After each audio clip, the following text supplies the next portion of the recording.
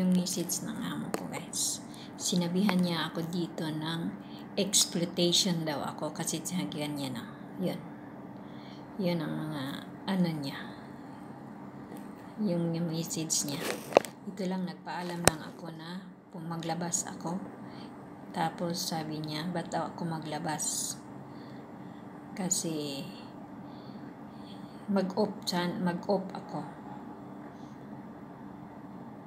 Si July, August, hindi naman ako lumalabas. Hindi ako nag-off. So, ngayong September, gusto kong lumabas kasi nagpa-check up ako late. Yun. Tapos, ano reply niya? Sure. Tapos, sabi na niya to. So, ganun pa ng usapan namin yan. Ganun. Tapos, ganun. Really? Tomorrow you will go out? Already 1 month we travel and you stay alone all the time. Why you go out tomorrow? No need to go out. Sabi niya ng ganun. Tapos din, ang reply ko dito na naman, OMG, madam, what's that? I can't go outside. Stay at home always. I want to buy my food. I can't. And also, my medicine of my needs is finished. Okay, madam, this is my last term in your house. Enough for 5 years in service. Once a month, I take day off. You can't give me. Thank you very much. Allah Karim. No, yun ang reply ko. Tapos, ang reply niya dyan, sure, you can go outside, but not too much, you see. Sometimes we need you in the house, but my point is, how come we just come back home from vacation, and you are always alone at home for 1 month, and again, you need day off? Sabi niya, gano'n na. It's up to you. We don't decide you regarding what you want. If you want to leave, no problem. Sabi niya ganun. Tapos yan, nag-reply ako, already we give a lot but haram. No appreciate our claim. Sabi niya ganun. Sabi ko din dito, madam, think about it. Is this haram? I am straight almost 5 years this coming April 2024. I am 5 years. So, in vacation? And you are taking me from Philippines in agency to pay too much? I am a local. You are very lucky to take a Filipina house with 150 BD and no increase sana yan increase 10 BD for 160 and almost 5 years, but I am quiet. Okay, and then tell me haram? I appreciate you to all of that. That's why I said thank you very much. Tapos sabi niya dito, thank you for your appreciation. Then up to you, you can stay or leave, just let me know. Tapos sabi ko, yes, can take a new housemate, then I will take a rest of my knee. Also always spinning too much and I can't sleep well. Take a rest, put cream or nest. Sabi niya, in-reply niya, and hot pack. Tapos sabi niya, no, I don't want new. I want you only, but you talk to me not nice. Tapos sabi ko dito, how many cream I put cream, finish and picture. Planning, this is a sign of ages. We need to rest, not going up and down. It's very difficult mapping every day. I want to resign as a housemaid. It's enough for me to work.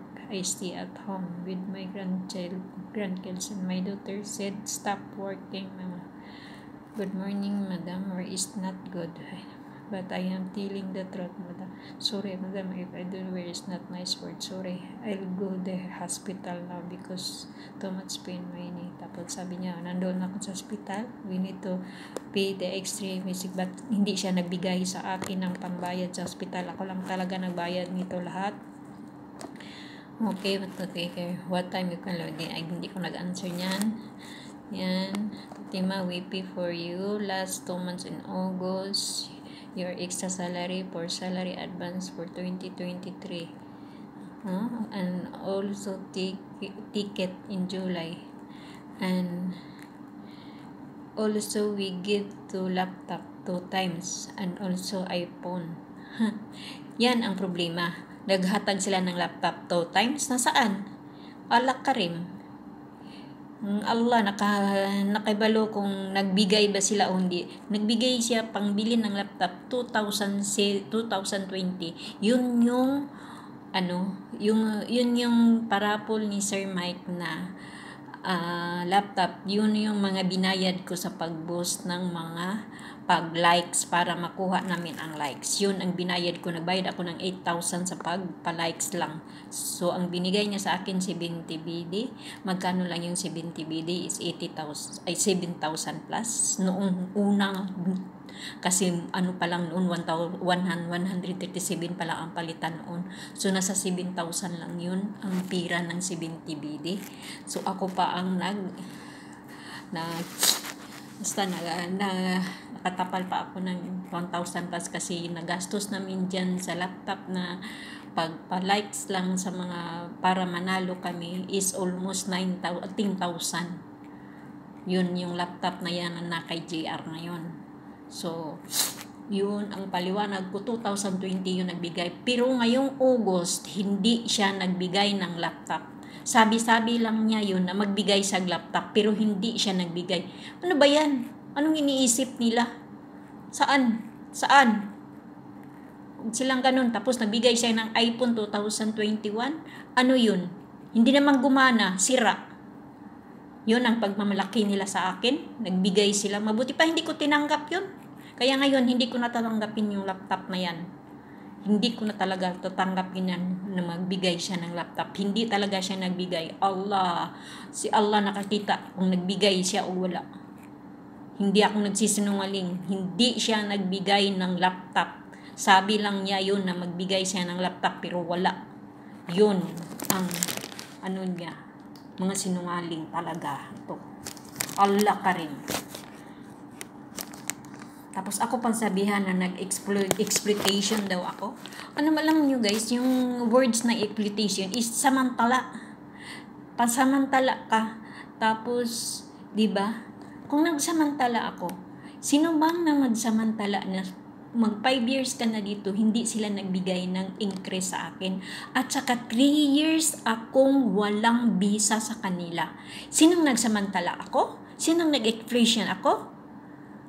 Hindi nila ako kinuha sa Pilipinas nang nagbayad sila ng 2,000 BD para sa housemaid. Kung hindi dito local ako, wala silang binayaran sa akin na pumasok ako sa kanila ng bilang housemaid. Tapos ako pang pagsabihan, nag-exploitation daw ako?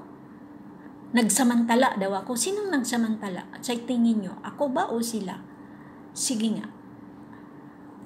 Itong words na exploitation na yan. Itong words na exploitation. Yan ang niya, basihan ninyo kung sa Tagalog yan is nagsamantala ka, murag ka nang nag-abuse ka, sige ka lang daw gusto mo na kwarta-kwarta. Siyempre, nagtrabaho ka eh. Sa kalaki ng bahay nyo. Okay lang nga ako. Quiet ako nung 3 years. Hindi nila ako binigyan, hindi nila ako kinuhaan ng visa. Kaya nga, pagdating sa 4 years ko, 2023, ito, kumilos talaga, 2022 July, kumilos na talaga ako na makakuha ako ng visa. Ako lahat ang kumilos na para makakuha ako ng visa. Sila wala. Sinabihan pa ako nila palagi na, hindi ka pwede lang talaga magkakuha ng visa. Ganun. Ang dami nilang salita. Na may records daw ako. So, pumunta ako ng Philippine Embassy. Kung tinitingnan ko doon, kung may records ba ako. Punta kami ng police station kung may record ba ako. Wala naman. Kaya nga, nakakuha ako ng visa 2022.